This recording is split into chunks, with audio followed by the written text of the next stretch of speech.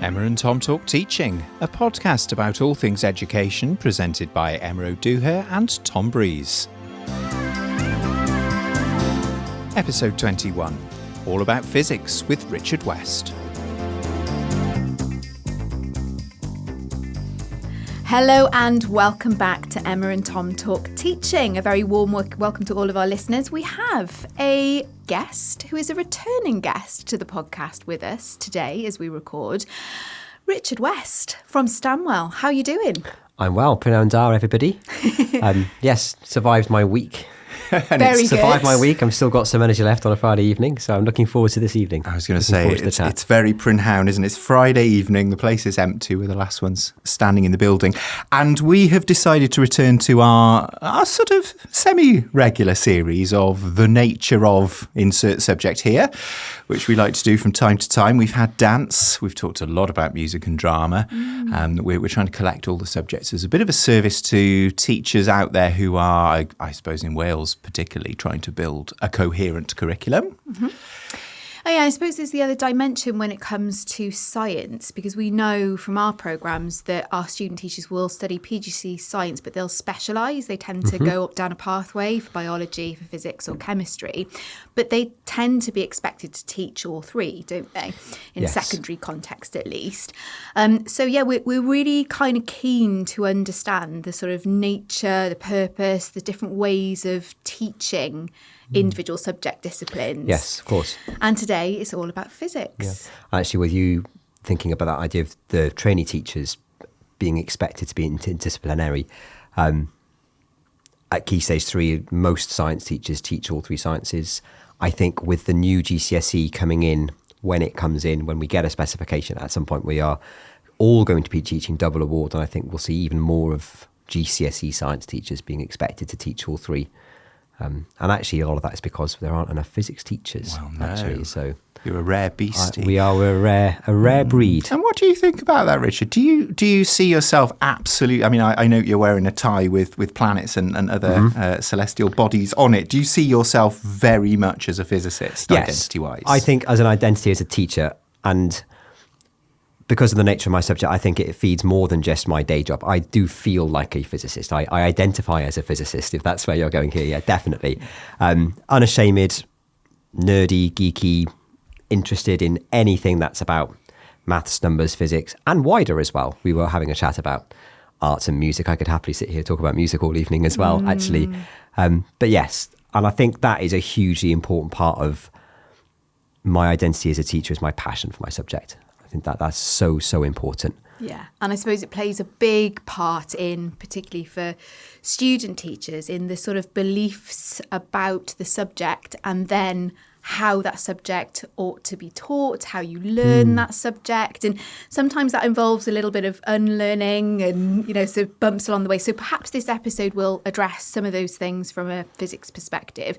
So it's a bit of a big question first, but thinking about physics as a subject discipline in mainstream education, how would you describe the nature of it and its purpose? Why? Because it's a core subject as well. So of course, yes. Tell me about it. I'll start with nature then. So physics is about the laws of the universe. First and foremost, how does the universe work? And that's a very big opening statement. But that is what we are about. We are about trying to unpick the fabric of reality and try to come up with a set of ordered laws that can describe that, which we can then harness and apply and use to improve what we can do as humans. That ranges from everything from the macroscopic, the huge, down to the microscopic, the absolutely tiny. And I think this is where physics as a discipline is different from the other two sciences, is because of the scope we have within the subject.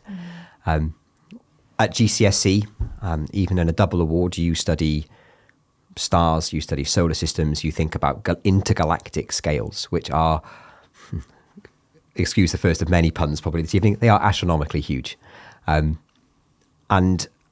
thinking about numbers, which themselves are incredibly massive. And how do you conceive of a number as soon as you get past a few thousand of something or a million of something? Really, you are past what is a sensible understanding for a 15-year-old student. without that body of work in numbers. So how do you conceptualize that? How do you visualize things that are that huge? And then on the other end of the spectrum, a few weeks later in a year 11 course, you might be learning about radioactivity. Suddenly we're inside the nucleus of an atom. So we're ranging from numbers of, if you can imagine a 0.14 zeros and a 1 with that sort of scale of a meter up when you're talking about inside the atom. And then you're thinking about the same number of zeros after the 1 when you're thinking about how big a light year is. And then suddenly everything in between. Wow.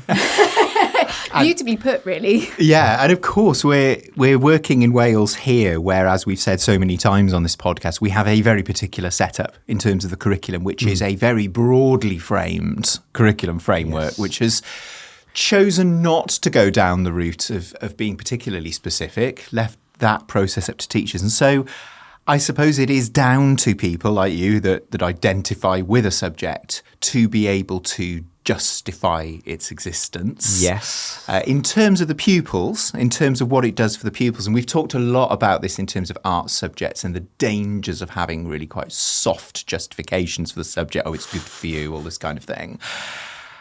I suppose maybe you have to justify it less often when you're talking about a core science subject, but if it were to happen, if the unthinkable were to happen, you were put on the spot, they said, well, why? Why are we giving you all this time, all these resources? What is all of that you've described there? What's that doing for the pupils? Well, in studying physics from a pupil's perspective, as well as hopefully broadening their horizons and making them think about what's out there and opening their eyes to some different ideas and to the stunning scope of creation, I suppose. You're teaching them skills. And physics, I think, is a unique subject for the number of different interdisciplinary skills that we have to deliver within our subject. A good student of physics is literate because they have to be able to explain abstract phenomena. Therefore, they have to also be creative. Visualizing things in 3 dimensions is really hard. And our year 10s, for example, at the moment studying electromagnetism, they're trying to do that, trying to encourage, again, 14, 15-year-olds to construct 3-dimensional diagrams in their heads. That's very difficult to do without a bit of creativity, a bit of imagination. So you have to be literate to be able to explain very abstract concepts sometimes, use difficult keywords, or use really common words that you're used to using in a different way, or not use words you're used to using in the wrong way. Like, for example, weight in physics is not how heavy something is. That causes us problems. So there's literacy, there's imagination, obviously there's numeracy. And this is something that puts people off physics sometimes, is the idea of the maths of it. But it has to be numeric because we need laws. We need ways of being specific and saying, yes, if I do this, this is exactly what will happen afterwards. So our students have to be able to handle numbers. I've just talked about it. Very large numbers, very small numbers. They have to be able to manipulate and use equations and algebra. They have to be able to experiment, make measurements accurately with precision. They have to be able to work in groups when they do experiments as well. And I suppose the most core physics skill of all, problem solving. I think ask any physicist what it is that you do. We problem solve. That's what it's all about. Often numerical problems, but not always. And that is pretty much all the skills that you'd want our pupils coming out of school possessing. If you were an employer thinking, I'm looking to employ people, you'd want them to be literate, you'd want them to be numerate, and you'd want them to have some problem-solving capacity, the ability to work with groups, do things accurately. We're pedantic in physics. We like things to be precisely right. There's not very much grey area sometimes. I think especially in the earlier realms of the school perhaps as well. So I think that is what physics offers pupils. And that's why there's a challenge to it, but that's why there's value, because what other subject can offer all of those skills in the same way? There are some, but I think physics is really quite special for our ability to have opportunities to develop skills like that with pupils. And yet, it can be one of those subjects which, although you don't have necessarily the challenge of having to sell it to parents and carers to be taken as an option at GCSE or A-level, or maybe at A-level, but you will have learners who come to it with myths and misconceptions. You've probably got parents and carers who've had bad experiences. So I think before we get into, what is unique about the way it's taught, I'm sure it's probably bound up in the myths and misconceptions that you have to be aware of as a teacher of physics in order to sell it to young people who might hold those things. It can be a hard sell. You're absolutely right. And something I find quite often when I'm out in leading my secret double life as a gigging pianist, and I'm talking to people at half time or after a gig, and people say, "Oh, is this what you did? Did you go to music college?" No, I did physics at university. I'm a secondary school physics teacher, and I usually get this look back at me of a combination of shock and dismay, usually followed by, "Oh, physics was really hard," or "My physics teacher was awful." There seems to be generations of people who had bad experiences of physics at school, which is something I feel really sad about, because obviously I love my subject. I think it's fascinating, it's interesting, it's got so much to offer. But yes, people have negative experiences which they come to. Some people do find it really difficult, and it's then very hard to break that cycle. If you're a parent and you have a pupil who's just coming into year 9 or year 10 and they've got the separate sciences, they've got physics in their timetable rather than science for the first time. This happens in year 7 in some schools. And they come, "Oh, I had a physics lesson today." And your response at home is, "Oh, physics, that was really hard when I was in school. Didn't like my physics teacher. They were really boring.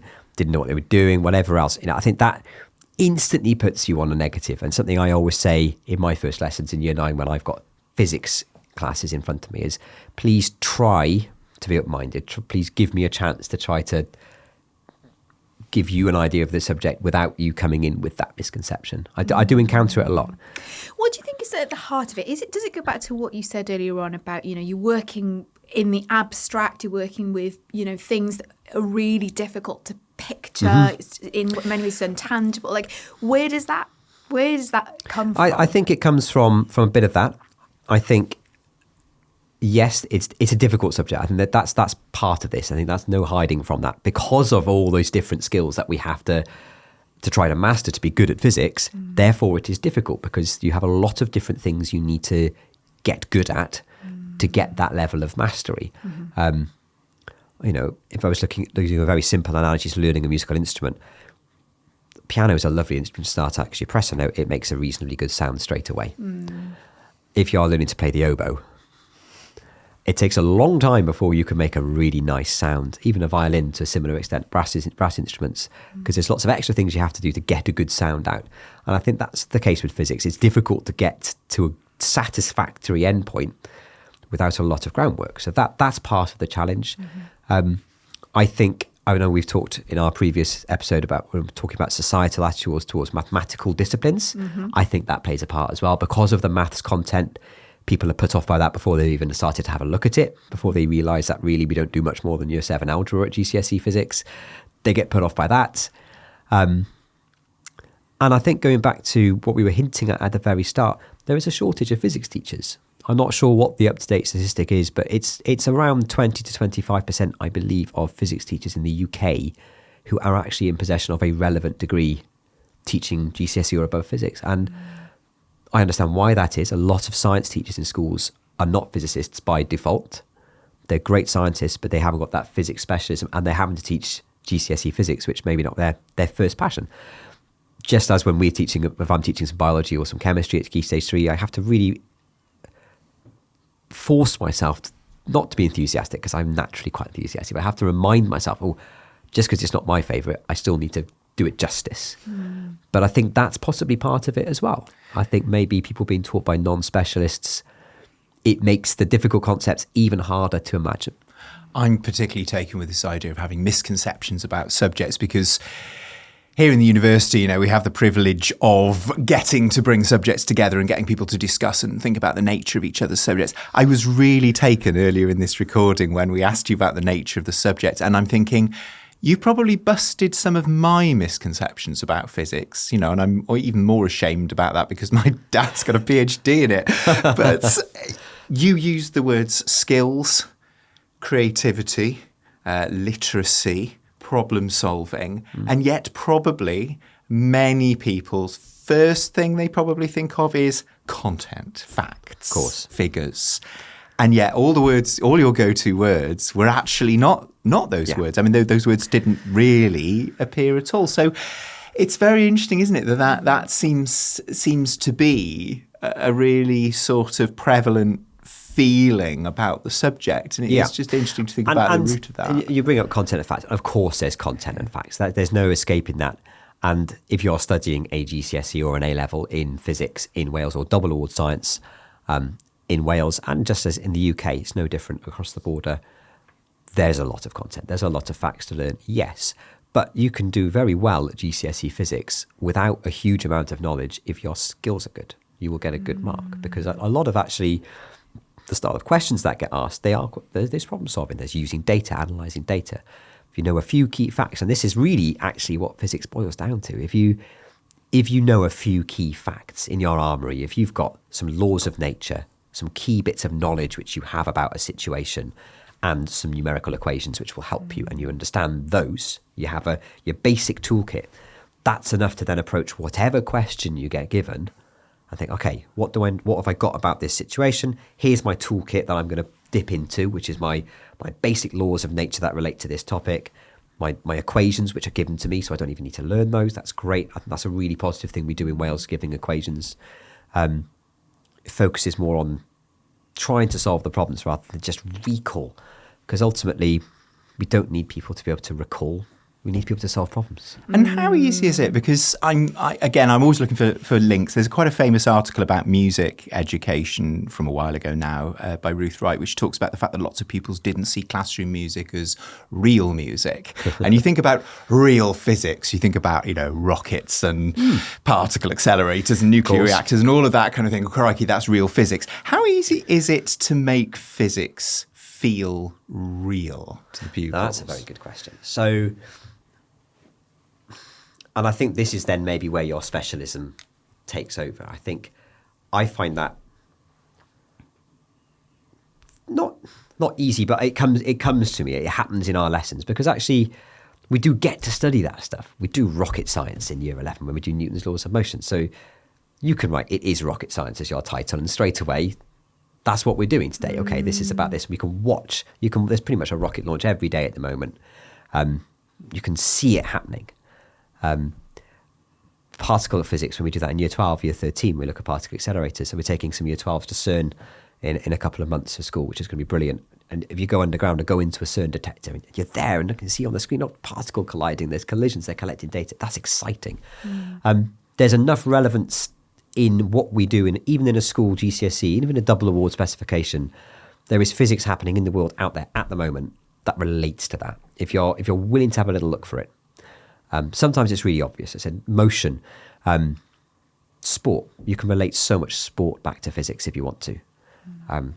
Rockets are brilliant because they're really cool. I love a rocket launch. But there's so much physics going on. There's forces, there's acceleration, there's also engineering there as well. There's all these crossovers. Music, you can look at acoustics. You can talk about frequency, about waves. My colleagues, when she teaches, start teaching waves, she's been singing at her classes and singing up and down an octave and watching a wave on an oscilloscope trace change. You can get that relevance, trying to find, and I think that's really important with pupils in the classroom, is you have in front of you up to 30 or so perhaps pupils with a huge range of interests and things they like doing. And if you can find the right explanation or the right example that relates to what they're interested in, that helps a bit of buy-in, that helps a bit of relevance. They think, oh, that's like this thing that I've seen here. I said, yes. And that's where as you build relationships with pupils and start realising what they like doing outside of the classroom, that's where you can think, okay, so we'll link this into this idea then. And that's a specialism thing. I can do that as a specialist teacher. In physics, I find that harder to do for biology and for chemistry. If I was teaching it, certainly if I was teaching a GCSE, I'd find that perhaps more difficult. But I think in physics especially, that's where that's more challenging, looking for those everyday links. I read an article today in Physics World, which is the Institute of Physics magazine. My head of department was talking about it to us at break time. And it was some physicists at Cardiff University who in the department there who'd come up with this thing about lecturing in universities, and they come up with 3s, which were enthusiasm. Can I remember them now? There was enablement, and there was something about this relevance. What was the word? This is Friday afternoon brain now, isn't it? It's kind of like authenticity, isn't it? It's that not sort an of E idea. word. What was the E word? Engagement. There we go. engagement and enabling. So, and we were looking at this thinking, how have they just realised this? This is what we do every day in school. We're trying to convey as much enthusiasm as we're able to on that particular moment. We're trying to keep the students engaged as best as possible by bringing in these relevant things, by sharing news articles. I think science reporting in general has got much better since I started teaching. 13th year now, I think BBC Science as a go-to homepage. They have articles every week. There's new things up there from all the different sciences. It's easy to find things which are relevant if you have a little look and then tie them back in. And I think that's so important for getting buy-in from the pupils, breaking down those barriers of this is not relevant, this doesn't mean anything. And then as the pupils get older and start getting interested in potential career paths, then you have that conversation another way. You think, well, okay, well, if you want to be a motorsport engineer, well, you're going to need some physics then. Yes, and we've already started to get into sort of the unique features of it in terms of curriculum design, pedagogical approaches, how you find a way in. And you've alluded to something that's also really important, which is like where can the study of physics take pupils? But I've got something I want to throw into this, which could be another myth and misconception, and feel free to slap me down on this. Is physics, generally speaking, a boys' subject? I'm glad you asked that. This is one of, again, the biggest myths in physics. No, absolutely not. Girls are brilliant physicists, because ultimately being good at physics is about being willing to work hard and being logical. That's really what we need to help solve problems, to help me to be a good physicist. If I was to look through probably my 13 years, and it's not something I routinely do, but to pick out, okay, who are the outstanding students I've taught at A level even at GCSE, actually over the last dozen years or so, I would almost certainly have an equally weighted list. If I look at my current cohorts, I probably think it's probably about 50-50, the real standouts. Some of the girls are absolutely brilliant physicists. Some of the boys are brilliant physicists. Some of the boys are dreadful. Some of the girls are dreadful. There is a real myth that physics isn't for girls, and it does our subject a huge disservice, because it puts people off taking the subject who would be brilliant and who have got so much to offer it. Try telling that to Jocelyn Bell Burnell, for example, or Marie Curie, who's the first person to get 2 Nobel Prizes, never mind the first woman. So physics and chemistry. So yes, physics is not a boys' subject at all. It is absolutely for everybody. If you are interested in how the world works around you, if you want to go into a career that involves some sort of engineering, something like that, even if you just like solving problems and you're a logical person, physics is a subject you can enjoy and do well at. Absolutely. I would love to have more girls studying physics at A level. Realistically, a lot of the good students are very good at lots of things, and they have to choose 4 subjects. I understand why they don't choose physics. What's quite nice is I find lots of year 12s come up and say, "Oh, we miss physics," which is nice. So that's a message I get from pupils sometimes, which I think is lovely. But it's a real sticking point for us as a subject. I think we're doing everything we can to try to push it, to try and have more girls studying. I think having female teachers in the department is brilliant for us, because it shows that, unless you can see yourself, it's hard to be there, isn't it? So, yes. And was it Katherine Johnson, the NASA's human calculator lady? Yes, yeah. The astronauts wouldn't go anywhere near until she checked the computer. Done it by hand. Yes, all by hand. Yeah, immortalised on the screen in Hidden Figures. I watched that movie. Yes. Yeah, no, there's some incredibly gifted scientists and role models out there who sometimes don't get the credit that their male counterparts do.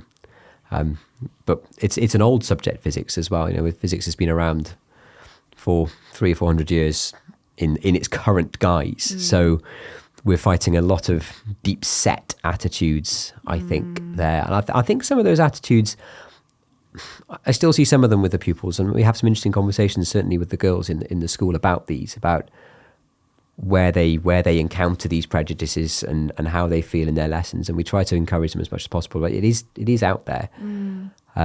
But sometimes it comes from older generations and feeds through as well. And that's that battle with what those other older generations had with their physics teaching and their ideas towards it. Yes. I want to go back to something that you mentioned earlier on about, oftentimes you get science teachers who are not subject specialists in physics.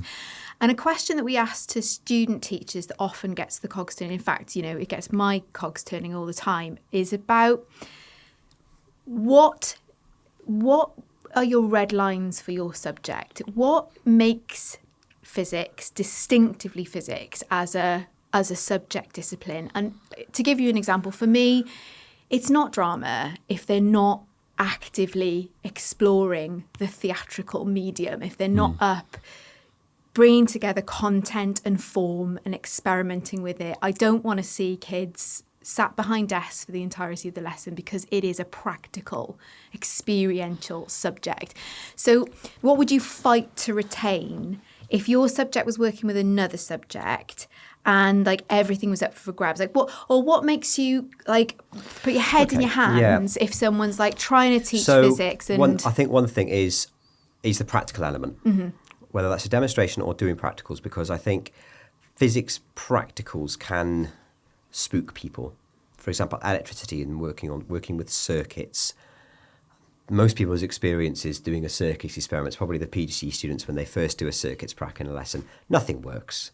Nobody's circuits work, everything's broken, and the laws of physics go out the window, and it's a bit frustrating. So that is something that the desire to have a little tinker, to play around with a piece of apparatus, to get a demonstration working, try to show. It is about real world examples and real things happening. And if you're not willing to show stuff happening so that people can see the physics, whether it's them doing a practical, whether it's them watching a demonstration, I think that's probably the thing that gets lost without the specialist teachers being able to do that, but also without the non-specialist scientists buying into those practicals, wanting to show them, wanting to get them right. And I think we have an important role in school as a physics department then of sharing that specialism, and encouraging other student teachers, encouraging teachers to come and ask. There are some demonstrations which are just so... Even experienced physics teachers sometimes shy away from certain demonstrations as well, like using radioactive sources if you have them in school. Some people shy away from that. I had a colleague who used to shy away from the Van de Graaff generator, the classic physics demo, right? I would hope that everyone... Remind me of this one now, because it's been a while, Richard. I would hope that everyone going through school at some point experienced the Van de Graaff generator. Maybe not directly, but I've experienced it directly, watch one of their friends... Oh, is this the one with the hand on the thing? Where you put a hand on the dome. I mean, maybe this is what happened to Tom many years ago. I nudged elbows by accident with a girl that was standing on the polystyrene block and was fully charged. Fantastic. It hurt. But people remember things like that, and it's a really iconic physics demo. I had a colleague, great physics teacher. He had a pretty nasty shock one year, and it took him a few years to build the courage up to do it again, and then proceeded to get a very big shock as soon as he used it again. Things like that happen, and it can be easy to lose confidence when an experiment doesn't go right. And I think this is a general all science PGCE point now for those student teachers listening, and early years teachers in your NQTs or a year or a couple of years in. It can be tempting when a demo doesn't go to plan. Oh, I don't want to do that again. That was a disaster. If it's worth doing, if it shows something that's worth seeing, stick at it. Ask for some help. Have a play with it. Be willing to solve the problem. Find a way to get it to work. We've got a student teacher with us at the moment and who's doing biology, but always willing to ask, wants to know a bit more. And I think that's also important, I think, for those who are non-specialists.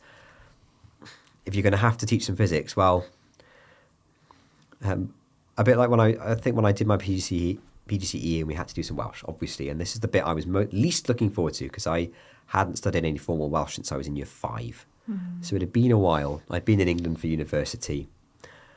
Why do I have to learn Welsh? And I quickly found that if I fought against it, it was going to be very tedious. If I just got involved in the sessions and just tried to do it, it'd be fine. And I really enjoy speaking Welsh in the classroom now and trying to add a few phrases every year. I work with a band which sings and performs predominantly in Welsh, which is essentially a bilingual experience for me every time, and I'm picking up a little bit more of what's going on around me every time.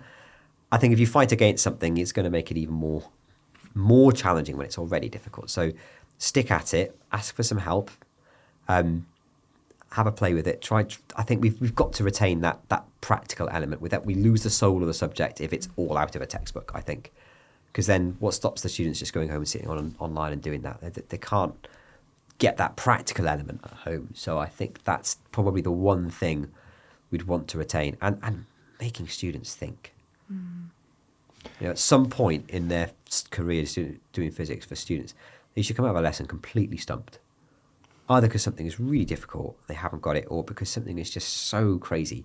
And this often happens, for example, doing space, and you start trying to explain the separation between the planets or how far a light year is, and students often come out of that lesson looking a little bit bewildered. And I'll say to them, does your brain hurt a bit? I said, yes. I said, that's good. That means if you're confused, if you're feeling a bit bewildered, that means you've got something out of the lesson because you've tried to think. And there's another misconception, I guess, isn't it, Busty? Because physics is seen by some people as being just all about certainty. Yes, yeah, and of course that's important. And a lot of it is. Yeah, of course. Of course that is important. Of course there is. It's characterised, I suppose, by there's more right and wrong, isn't there? And in science, in maths especially, there is that sense of, yes, there's a right answer. But I think, ironically, the deeper into physics you go, the less maybe that is true. If you start doing some quantum mechanics, then one could argue it's all about uncertainty. So it gets messier, I suppose. That's one of the things that's nice later in the school, when you start getting the older students and they start asking questions. It's the bit about the job I enjoy most, I think, is the questions I get asked, because sometimes it means I go away and have to think about something completely differently, or I have to learn something new. And that is probably what keeps me coming back most, of those interactions with students where they ask you something and it makes you think, oh, I don't know the answer to that question. I think it's probably this. So I'd always like to have a go, or see if I can get the student to construct an answer, or what do you know about this and what do you know about that? And then go away and look it up and see how close I was, or see what else I need to add into that. Because one of the great problems in physics actually is, yes, we're about certainty, but we also have at the deep heart of our subjects lots of clashes of things that don't agree. We have this amazing two-world idea. If any listeners have watched any Marvel films, they'll have some idea of this, where we have a set of laws which govern the macroscopic universe, the interaction of people and objects and planets and gravity, big scale things. But then if you want to go inside an atom, inside a nucleus, then you have a completely different set of laws which make no sense whatsoever to a big person. The laws of quantum mechanics means that I could put my hand down on this table and there's a percentage probability that my hand goes straight through. It's vanishingly small on something this size, but it is a chance. And mobile phone circuitry is built using that principle, that happens inside your mobile phone. Electrons just tunnel through walls, which they should go around. That happens. So we know about it, we utilise it in our technology, but it's very difficult to explain that in a macroscopic way because it makes no sense with the big scale laws. And there's a clash because we can't integrate them all together. And that's a problem for physicists. We've got to hope it keeps being a problem, because if we have all the answers, then we're out of a job, I suppose. Yeah, world being slightly broken. Pythagorean commas, my favourite one. Am I right, music people? Leave that one right there. It's quite interesting speaking to someone from a trio of subjects where people often do teach out of position, as it were. Yes.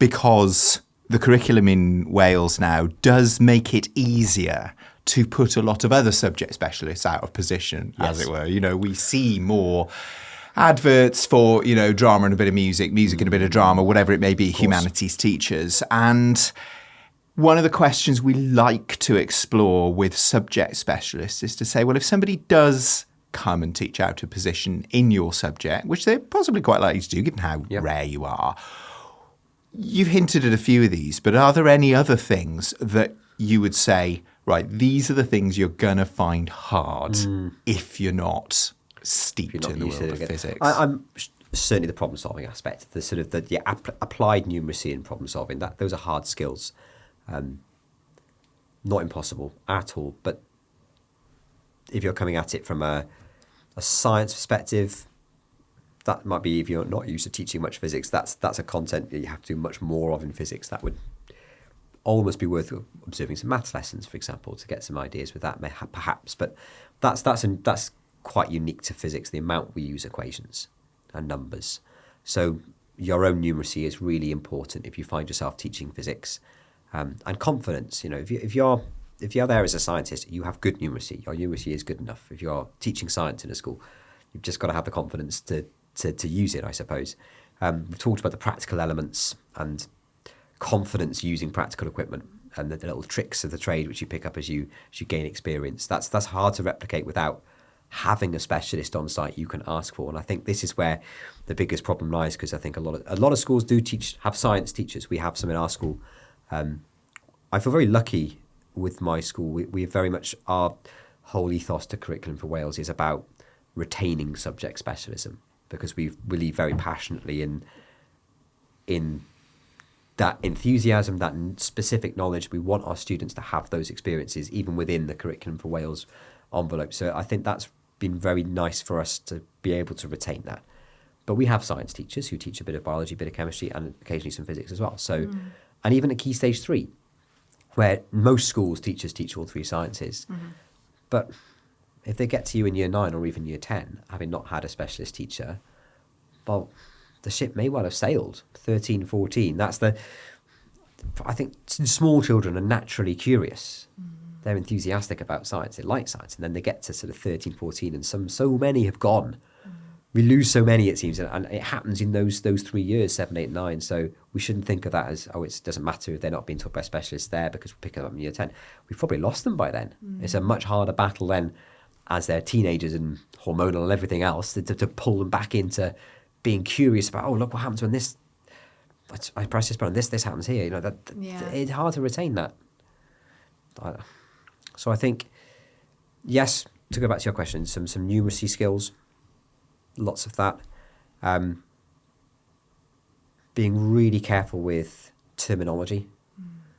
Really make sure you've understood the terms and the way to use them, and that practical element as well. I think they're the 3 big ones. And dovetailing with that, and this might be something that we strike from the edit because it's another sort of head scratcher question. So if you don't have an answer to this straight away, then don't worry about it. But we had an episode a few years ago now about this idea of threshold concepts in subjects, where they're like a portal, is how they were described. It's when a pupil masters like something deemed to be a threshold concept in your discipline, everything else just suddenly makes sense and clicks into place. Do you see what I mean? And there might be several with physics, but the reason why I'm asking is because I'm wondering again about Tom's question, that if you're not a specialist, but it would be worth your while really understanding a particular threshold concept. Yeah.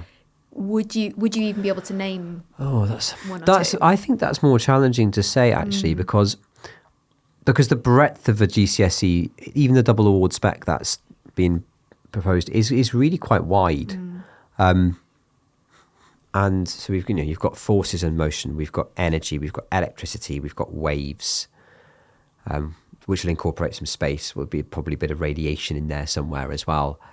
There's a lot of content, a lot of different subjects and disciplines, and really with the way science is taught at school. I had a lovely conversation with a student about this recently.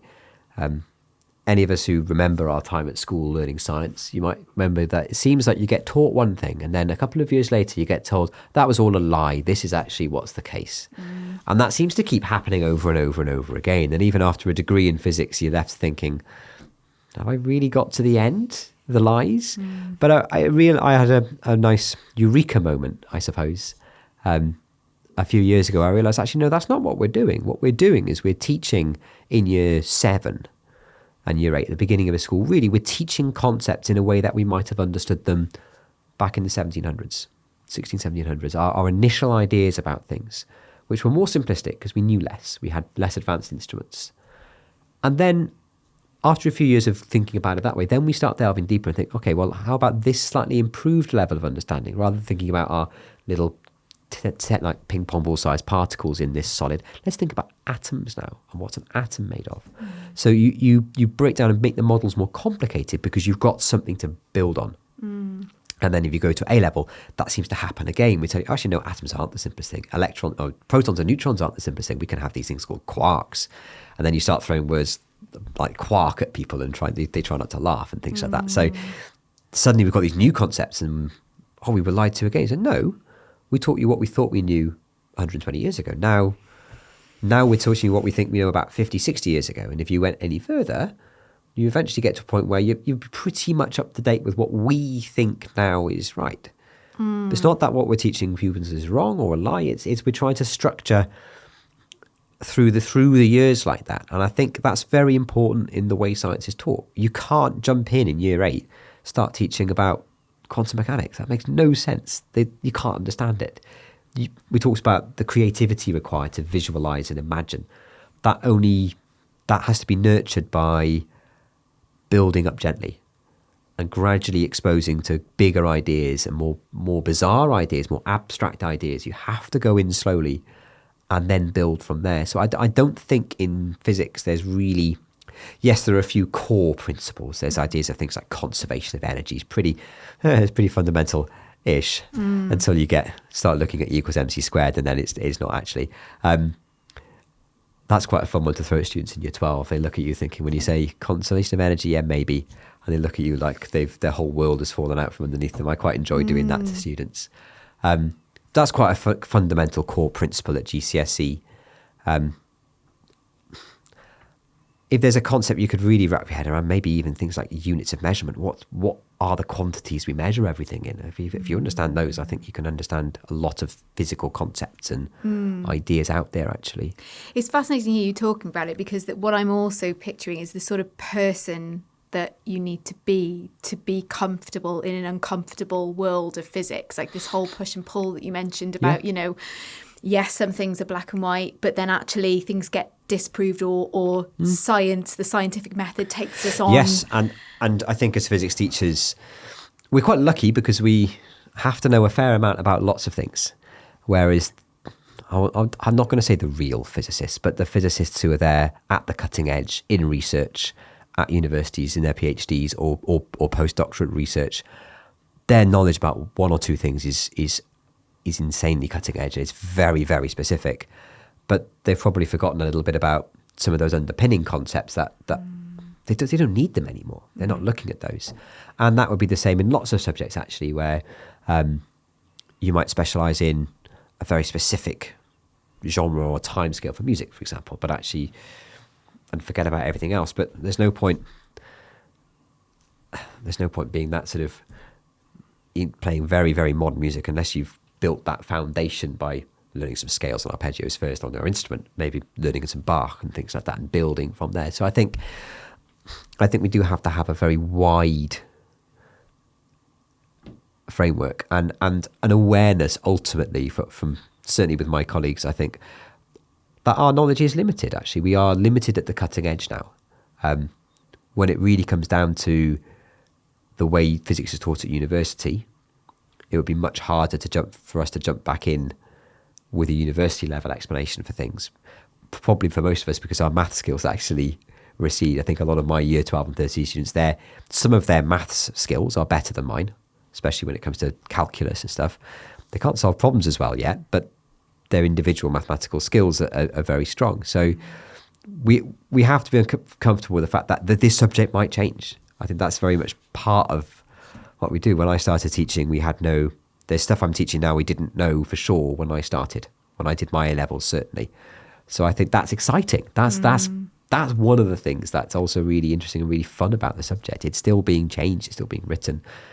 And some of the students pick that up and think, well, actually, you could be the person to change our mind about this. It might seem a bit futile at times that, we're going into a discipline which I might spend 20 years working on something and then somebody might come along 5 years later and throw all my research out the window. So yes, but you've contributed to the process. You've contributed to the body of work and knowledge that went into that person then improving. So I think a humility maybe is important then there, in accepting that we don't have all the answers. We don't have all the knowledge to the level perhaps we would like to have it sometimes. But we're there to try and instill some enthusiasm, engage our students and get the ones who really are interested on that foundation they need to then go off and go and change the world in whatever way they want to. That's a bit cheesy, wasn't it? But No, I love that's it. That's sort of what I live for that stuff. that's what we're here though for it. Yeah. Teachers in general, really. That's what we're here to do, isn't it? Well, I was thinking about getting you, if you hadn't already done that, go and give us a bit of a sales pitch to wannabe physics teachers out there who are sort of teetering on the edge of making that decision. We know Okay, we've got a yes. shortage, but Yeah. you've done a pretty good You've job done a in lot that. of that. I like this point about it being so mind-broadening because you're right. It broadened my mind becoming a music teacher more than any other study I've done into music. And you said the same about physics there. And it's this old thing about, you don't actually necessarily want boffins only. No.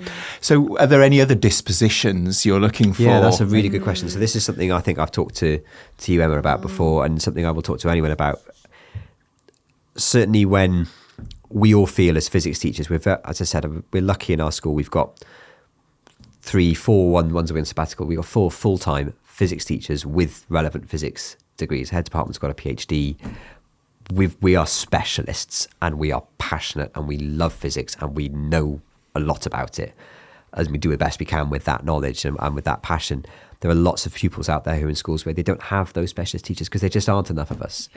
And for me, I think the whole recruitment strategy for physics teaching is wrong, because I think there's such a focus on trying to attract first class honours candidates into teaching. And I understand the principle, they want the best to teach, but if I had a first class honours in physics from Durham University, I don't think I would be a teacher now. I think I'd have earned my millions and gone off to be a professional musician. And you'd be a boffin. And I'd have a Steinway. So Yeah. I'm not there yet. I think that those sorts of students, those sorts of intellect and brains have got so many more doors open. I think that's one of the, I'll talk about that a bit later, but where does physics take you? There's so much you can do with physics. Really what we need in the classroom you have to be willing to learn. You have to be open-minded and willing to learn new things, because that's for teaching anyway. We're learning new tricks all the time. But you have to be willing to learn on your feet and do new things and change and evolve.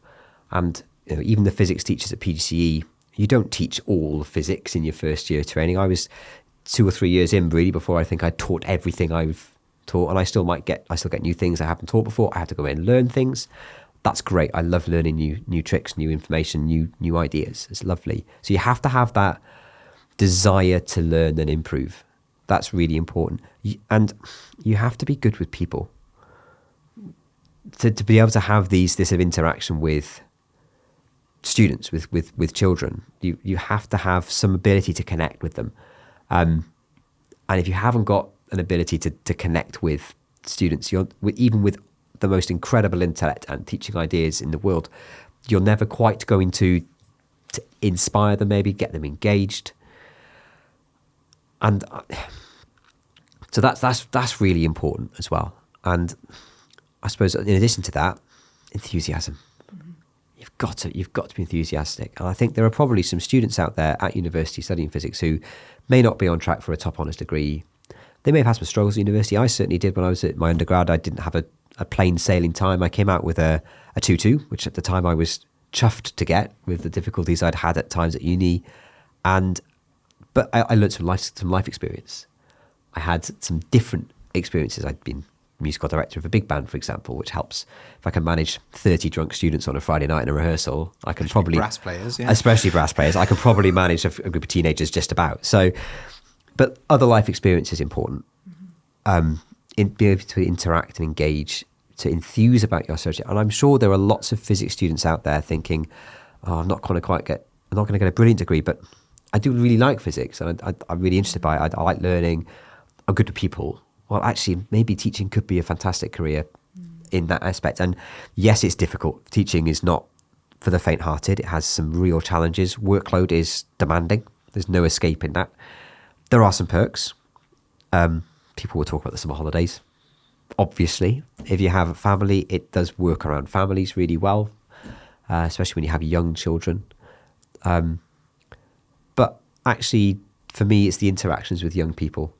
Those are the bits of the job which are really, really wonderful and feel like you're giving back a bit and inspiring the next generation to go on. I think that's really lovely. So I'm sure there are lots of physicists out there who are thinking, what am I going to do after my degree? My initial plan of getting this and going here to earn this money, maybe that's not happening. What should I do? If you really like physics, if you're really enthusiastic and you're good at communicating, think about it. Go and talk to a school. Go and have a look around for a week. I'd certainly always be happy to have someone into shadow to see what it's like on the ground. But there must be people out there with the disposition to teach. We just maybe need to rethink how we encourage them in and keep them in. And maybe plant a few seeds when you've got them with you before they go off, and plant seed so they'll come back. If anyone who does engage with that sort of in the recruitment things wants to talk about that more, I'd always be willing to talk, and I'm sure as a department we'd happily give our pennies worth of ideas as well. Okay, we've taken a deep dive into physics as a classroom discipline, and there's been so much to think about there, and plenty for people to start to consider. And I quite like how it starts the cogs turning about your own subject discipline when you're hearing other people talk about theirs. So thank you for that. We're on to our short slots now. Okay. And I sprung these on you. I'm just going to fess up to our listeners that I sprung these on you at the very last minute. So with very little time to prepare, have you got something interesting that you have been consuming just lately that our listeners might also find of interest?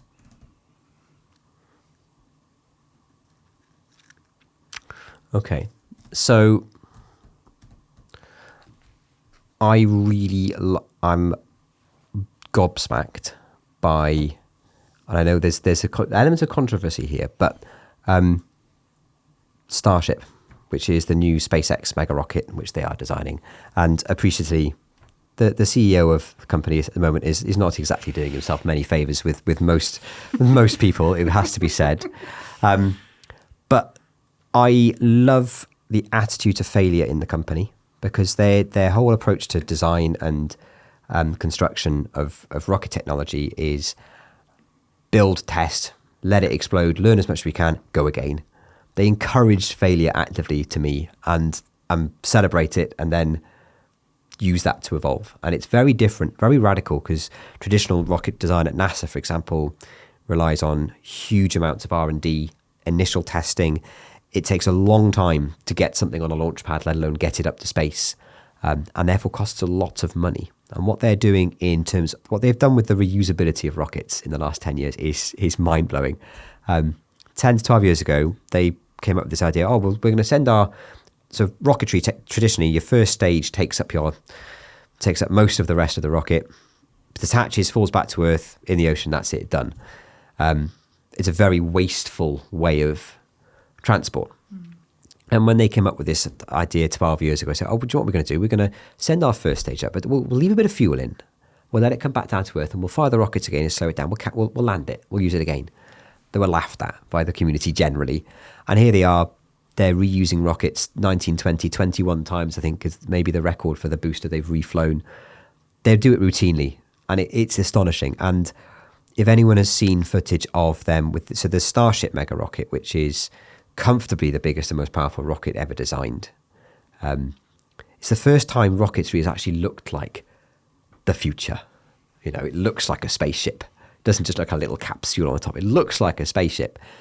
And if you haven't, there'll probably be another launch soon. If you haven't before, watch a Starship launch, because it's jaw-dropping. The way they film and shoot it is beautiful. The camera shots on the way up are mind-blowing. The footage from on board the rocket is fantastic. But if you haven't seen it, the footage of them taking this super heavy booster. So those of you who live in Cardiff, you could put this booster inside the Millennium Stadium in the centre circle. The top of it would be level with pretty much the top of the spikes at the top of this. It's a huge thing. And if you've watched it come back down from orbit, from outer space at tens of thousands of miles an hour, slow down, boost itself back, and then be caught inside a rocket tower by the little chopstick arms. If you haven't seen that, it's astonishing. So that's something I consume with great delight whenever they happen, which is more and more regularly. I park my political feelings about the CEO, but I revel in the technological mastery and willingness to push of the scientists and engineers who work there, because they are amazing. I think, and the communication as well. When you watch them, the communicators who deliver the programs are really engaging. They talk about the science really, really well. And the whole production is actually very sleek as well. It's really entertaining. So I would highly recommend people check that out. Another subject myth busted there, I think, possibly the idea that everything's about getting everything right.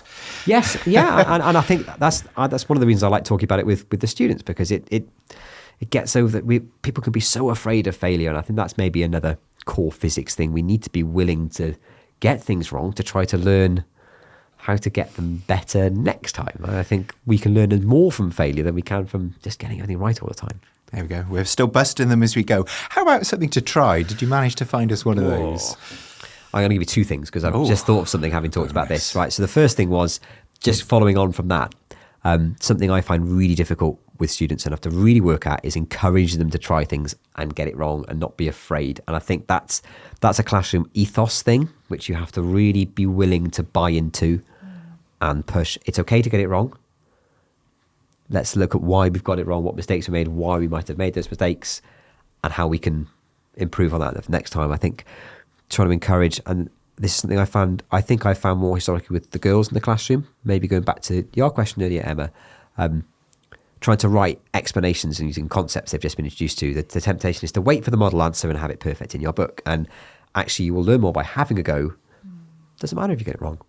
That's what your book's there for. That's why we're having a go, because it doesn't matter. There's no stakes here.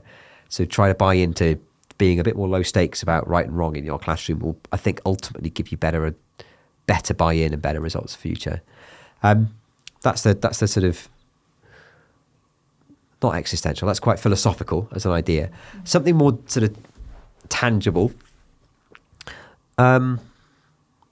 Build stuff, model things. I bought a box of Mega Blocks when I was doing my teacher training. I think I was using it for elements, mixtures and compounds for teaching some year 7 science, probably some chemistry, year 7. But I find myself using them for things all the time. So if I'm trying to construct something, I might get some out and build two things and say, right, okay, let's have a look at this. And if you can't visualize something in 3D, build it. Get the students up to model it. Make it happen in the classroom. If you are teaching physics and you're finding concepts are that difficult, out of specialism, try to construct it. Try and get it off a page and into physical being. If you can get the students out to go and walk something out outside, or do something outdoors, or something physical that relates to it, or make a problem, sometimes that just gives a different angle and might just give you a starting point, some understanding perhaps. Richard West, thank you very much for coming in and talking to us about your subject specialism. We'll add it to our growing list of subject specialism episodes. So there you have it, another season finished, and what a great episode to end on.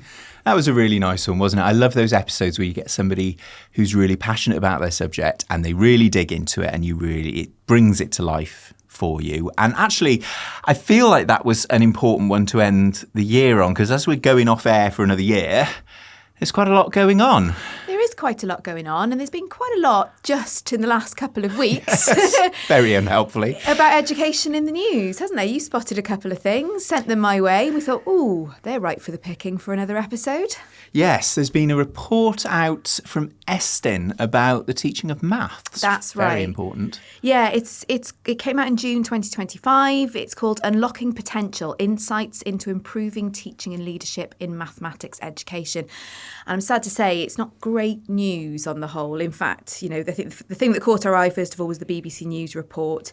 But just having a little look at the executive summary tells me that, that there are some problems there that we're going to want to dig into around subject knowledge and expertise, and, to what extent that allows you to sort of really range and be adaptive in your pedagogy for maths.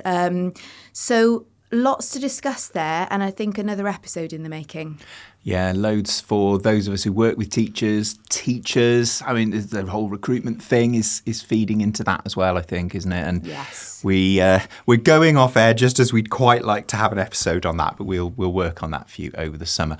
Also in the news is a friend of the podcast, Lucy Crehan, who's been commissioned to review the Northern Ireland curriculum.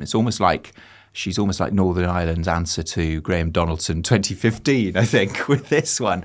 And she's put out a report which I feel like it's trying to steer a line between the sort of very high-level stuff that's come out in Wales and also previously in Scotland, and that much more prescriptive kind of approach that has up to now been quite characteristic of England. She's trying to steer a middle way, I suppose, as only somebody who's flown around the world sleeping on people's sofas looking at different education systems can. So I suppose if you'd like to get a head start over the summer and have a look at these reports, they are openly accessible and available via the internet. The almighty internet. Yes, we'll work on perhaps bringing you some stuff about that in the new year. We're all out of slots for this year because it's time for us to go on our summer break and prepare for season 8. As usual, we'll bring you a little mini episode over the summer, probably towards the tail end of August, in which we'll have some news. We will, and as ever, wishing you sort of the best for the remainder of the summer term, and have a lovely summer break, and we'll be back in your ears very soon.